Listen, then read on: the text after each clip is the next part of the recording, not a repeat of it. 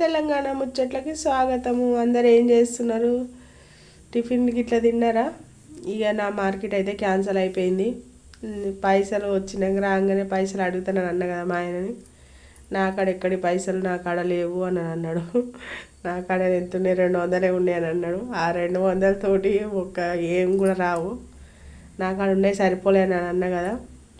ఇక ఇంట్లోనే వెయ్యాలా, ఇంట్లో ఉన్నా కాబట్టి నిమ్మలంగా ఉన్నా కాబట్టి ఉప్మా చేస్తానా, చూపిస్తా ఉప్మా. ఇక ఉప్మా అయితే చేస్తానా, చిన్నగా పెట్టి ఉడకనిస్తా ఉన్నా. ఉప్మా అయితే చేస్తానా, దొడ్డు రవ్వ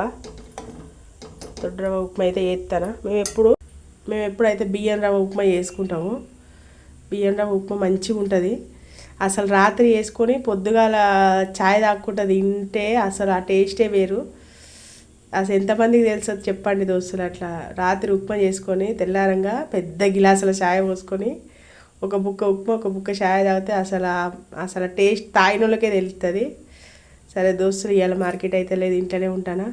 సరే, మరొక వీడియోతో మళ్ళీ మీ ముందుకు వస్తా. వీడియో నచ్చితే వీడియోకి ఒక లైక్ చేయండి దోస్తులు. సరే, ఉంటాం, మళ్ళీ బాయ్.